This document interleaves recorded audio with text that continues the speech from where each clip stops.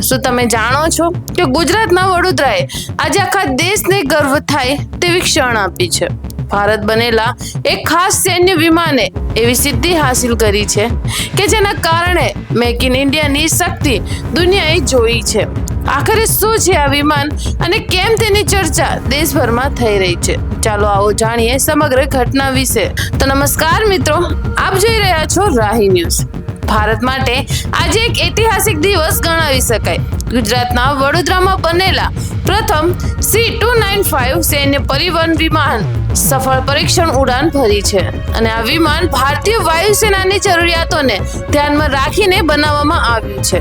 તેનો ઉપયોગ સૈનિકો હથિયારો, રાહત આપતી સામગ્રીઓ અને મહત્વપૂર્ણ સાધનોને એક સ્થળેથી બીજા સ્થળે પહોંચાડવા માટે કરવામાં આવે છે. અને આની ખાસ વાત એ છે કે આ પ્રથમ C-295 વિમાન છે જેનું ઉત્પાદન ભારતમાં કરવામાં આવ્યું છે.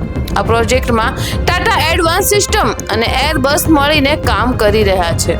અત્યાર સુધી આવા અર્ધસૈન્ય વિમાનો વિદેશમાં બનાવવામાં આવતા હતા, પરંતુ હવે ભારત પોતે જ આવા વિમાનોનું ઉત્પાદન કરી રહ્યું છે. આ દેશની રક્ષા ક્ષમતાને વધુ મજબૂત બનાવશે અને હજારો લોકોને રોજગારીની નવી તકો પણ આપશે. વડોદરામાં આવેલી ઉત્પાદક સુવિધા હવે ભારતને વૈશ્વિક એરોસ્પેસ ક્ષેત્રમાં નવી ઓળખાણ અપાવશે.